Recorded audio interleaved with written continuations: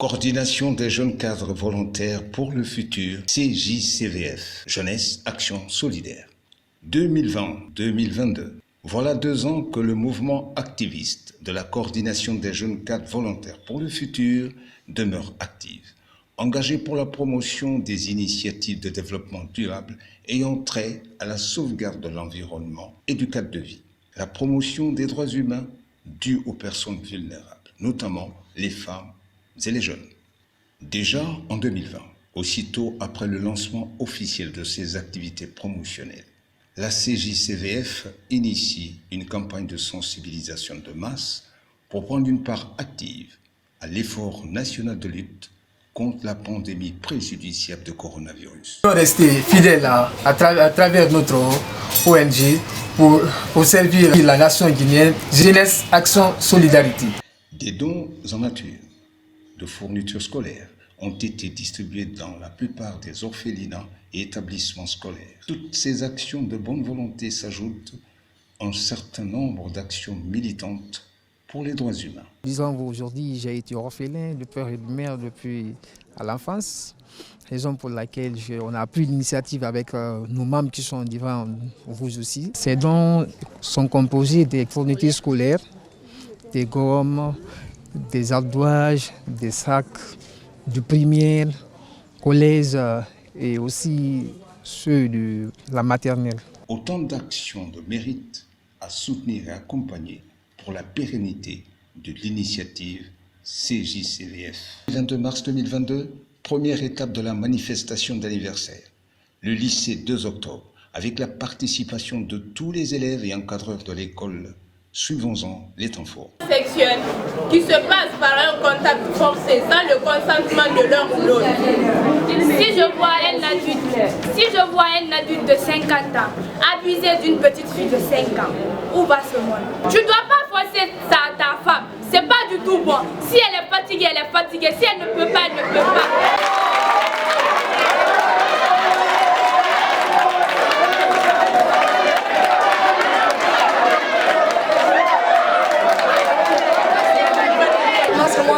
Élève de la 11e année série scientifique 3 au lycée du 2 octobre.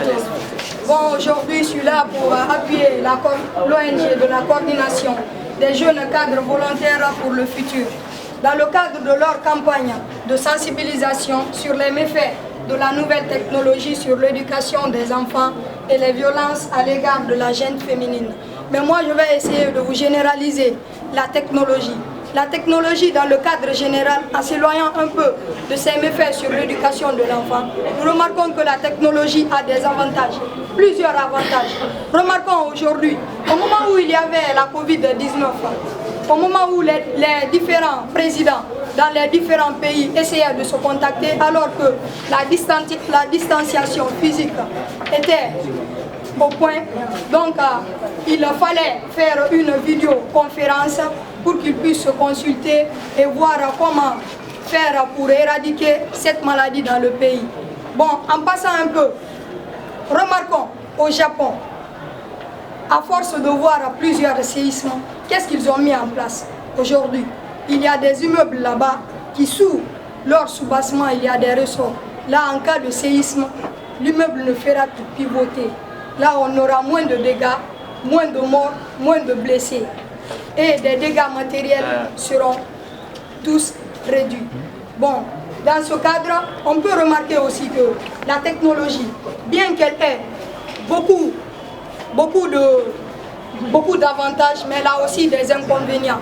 Remarquons ici, en classe, là où nous sommes, au moment où le professeur est en pleine explication, les élèves qui sortent leur téléphone pour partir sur les réseaux sociaux tels que les Facebook, Messenger, Twitter et autres pour manipuler leur téléphone au moment où le professeur est en train de se donner à fond pour essayer de vous passer le savoir qu'il a en tête.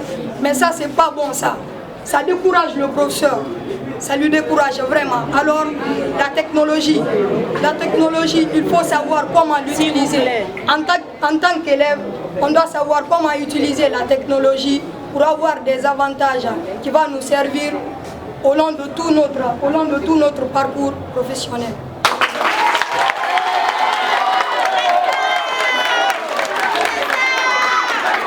pour une initiation mise en place pour la campagne de sensibilisation sur les méfaits de la nouvelle technologie sur l'éducation et les enfants, sur l'éducation des enfants et les violences à l'égard de la gente féminine.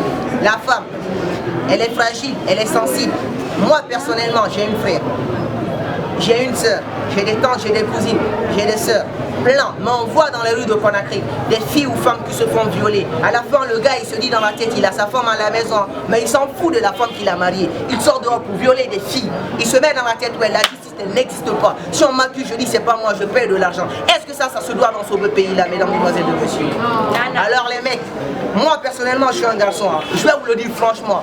Prenons conscience et évitons de faire ces actes nuisibles. Ça ne se doit pas. C'est illogique. C'est impensable même. C'est même indigne d'un homme de violer une femme, d'agresser une femme. Elle est fragile. On doit la caresser. On doit prendre soin d'elle. Parce que c'est cette femme-là.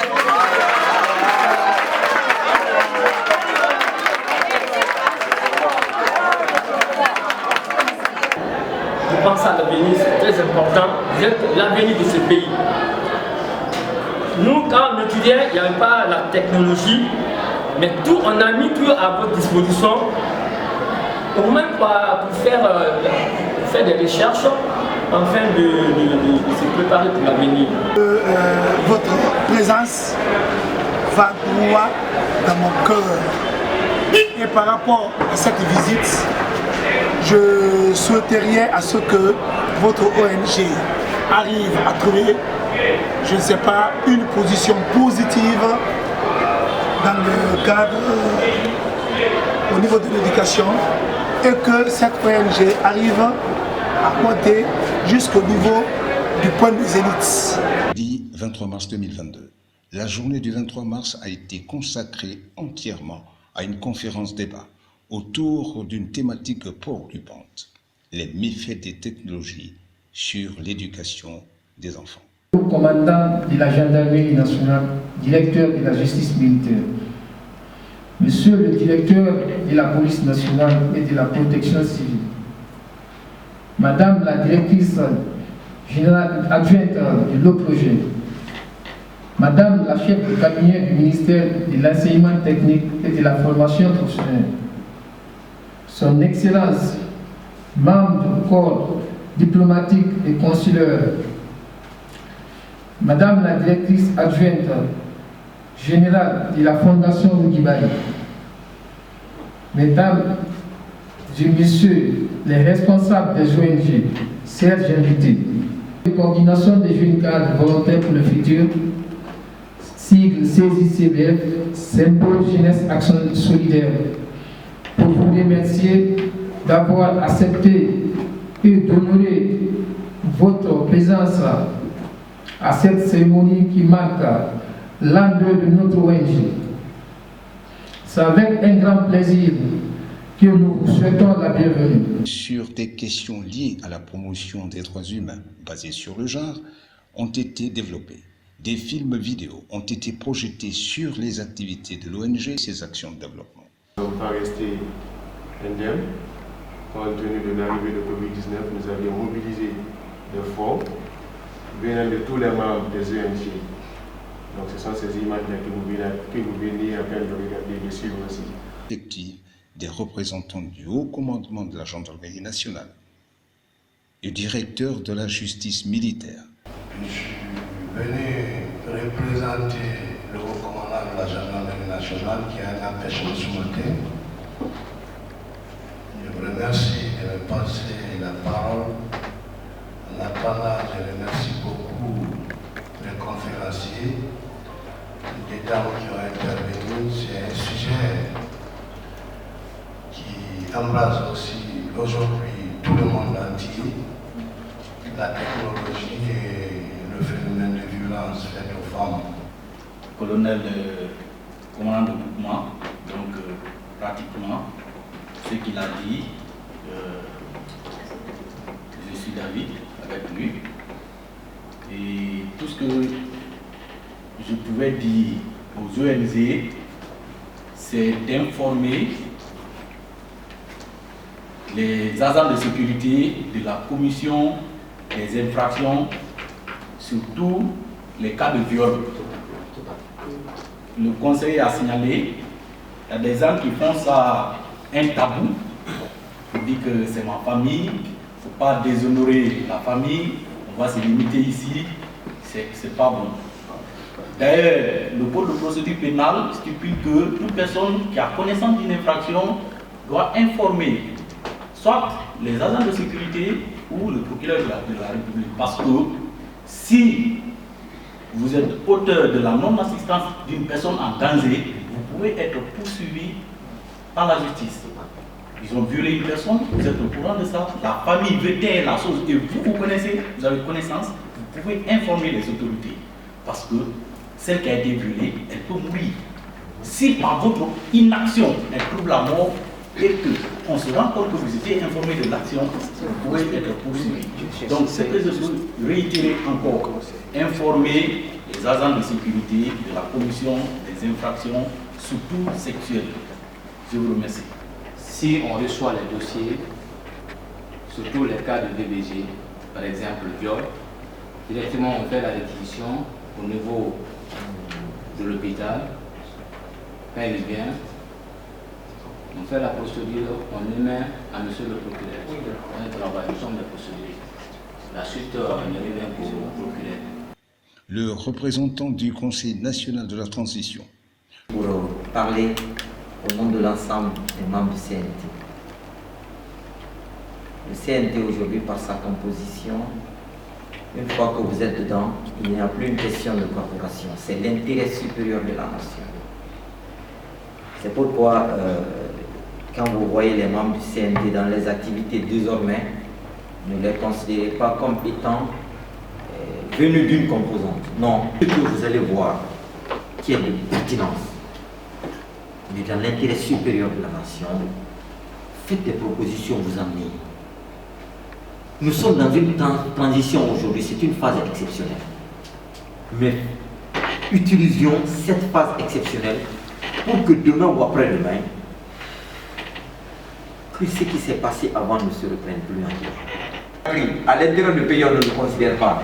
Alors, faites de la sorte que, monsieur, il est bien que les institutions internationales soient avec nous. C'est une occasion également que nous allons mettre à profit pour vous demander, c'est-à-dire s'il faut des moyens nécessaires pour ces ONG. Quand ils n'ont pas de moyens, ils ne peuvent rien faire. Même s'ils ont de très bonnes initiatives, ils ne peuvent rien faire. C'est vrai qu'au niveau des institutions internationales, il y a ce qu'on appelle, il y a des exigences pour donner des projets aux associations. Mais il y a des associations, ça pose aussi du manque de moyens. Ils ne peuvent pas atteindre cette phase d'exigence que les institutions mettent. Apporter vraiment le minimum à ces associations pour que ces associations puissent faire vraiment le travail. Le représentant de Madame, la représentante de l'Organisation mondiale des migrants, OIM, les représentants de l'ONG nationale et internationale, les représentants des organisations de la jeunesse de Wanindara, les parents d'élèves, les représentants de la presse, le coordinateur national de la maison. Moi, je suis Bayo Alpha, je suis le coordinateur national de la maison des associations et ONG de Guinée. Des associations et ONG de Guinée, tous étaient en place pour célébrer un bilan d'anniversaire productif au service de la communauté. En si peu de temps d'action de développement, le bilan d'activité annuelle est plus qu'édifiant et laisse entrevoir l'émergence d'une ONG pleine de promesses, dont le plein épanouissement ne peut se concrétiser efficacement. En si peu de temps d'action de développement, le bilan d'activité annuelle est plus qu'édifiant et laisse entrevoir l'émergence d'une ONG pleine de promesses, dont le plein épanouissement ne peut se réaliser efficacement au profit de tous qu'avec l'appui institutionnel de tous les partenaires au développement.